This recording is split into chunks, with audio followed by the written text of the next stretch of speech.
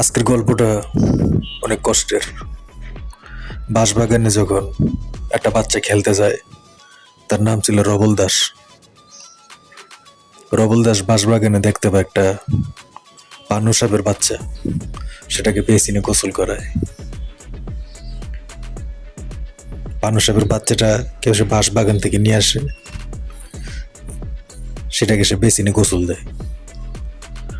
তার মা সেটাকে ছাদের উপরে দুধ কলা খাওয়ায়। কিন্তু একদিন,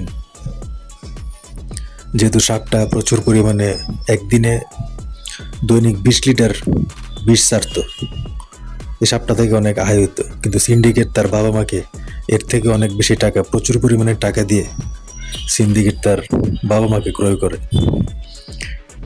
যে সাপ ছিল রবল দাসের ছোটবেলার খেলার সাথী, সেই সাপকে হত্যা করবে, কারণ এই সাপ প্রচুর পরিমাণে বিষ ছাড়ে।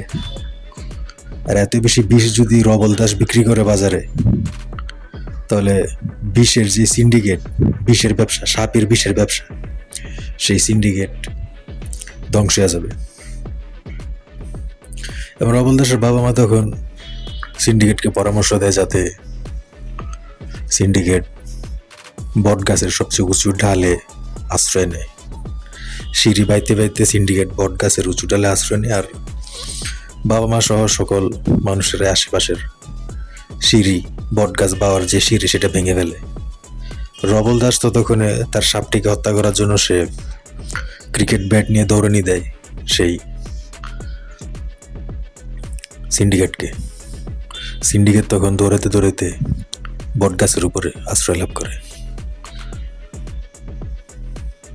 এই সাপ ছিল বাসায় অনেক উপকারে আসতো।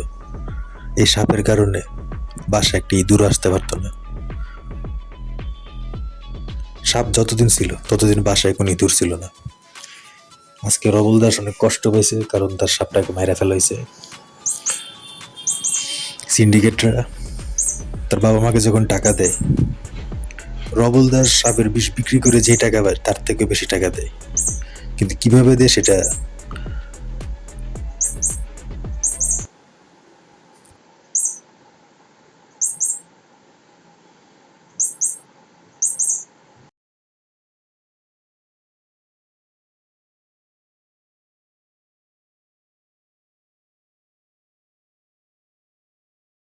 দেশে যে পরিমাণ সাপের বিষ উৎপাদন হয়, তার থেকেও অনেক বেশি উৎপাদন হইতো রবল দাসের সাপ থেকে। তাই সিন্ডিকেটরা সেটা কোনোদিনও চায় না যে রবল দাস এত বেশি বিষ বাইরের দেশে কম দামে বিক্রি করে, যারা বাংলাদেশের সিন্ডিকেটদের সাপের ব্যবসা, সাপের বিষের ব্যবসা নষ্ট করে। তাই সাপের চালান বন্ধ করতে চায় সিন্ডিকেটরা।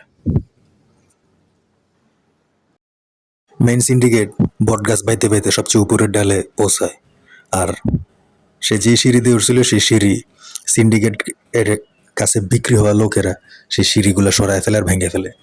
রবল দাস বাসা হইতে একটা কুড়াল নিয়ে আসে গাছ কাটার জন্য, কিন্তু তার মনে পড়ে বট গাছ কাটা পাপ, বট গাছ কাটা যাবে না, কিন্তু যেভাবে হোক মারতে হবে। এমন সময় পুরাতন ক্যাসেটের দোকানি, যে পুরাতন ক্যাসেটের যে দোকানদার ফাহিম, সে দূর থেকে সব দেখে।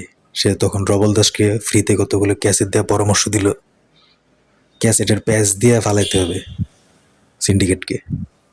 এমন সময় খেয়াল করে দেখা গেল যে রবল দাস অনেক চেষ্টা করছিল যাতে গাছ কাটতে পারে, কিন্তু পবিত্র গাছ, সে যদি হিন্দু, সে পবিত্র বট গাছ কাটতে পারবে না। সিঁড়িও তার কাছে দেওয়া হইতেছে না।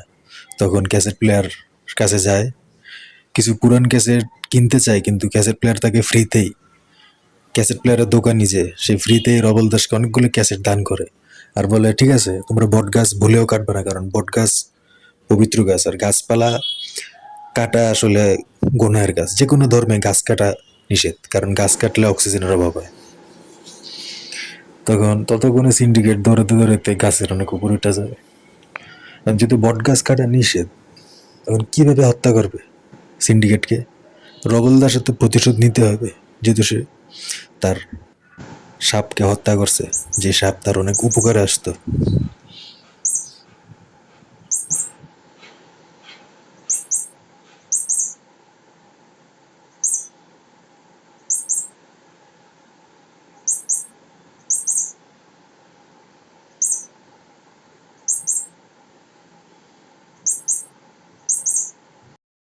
ক্যাসেটের রিলের ফিতা একটার পর একটা মারতে থাকে, আর ক্যাসেটের রিলের ফিতা এক ডাল থেকে আরেক ডাল পর্যন্ত যায়, পাসিং করতে থাকে, যা ক্যাসেটের রিলের ফিতা সিন্ডিকেটের পায়ে পেঁচিয়ে তাকে মাটিতে পড়তে সহায়তা করে। এভাবে ক্যাসেট রিলের ফিতার সাহায্যে সিন্ডিকেটকে হত্যা করা হয়।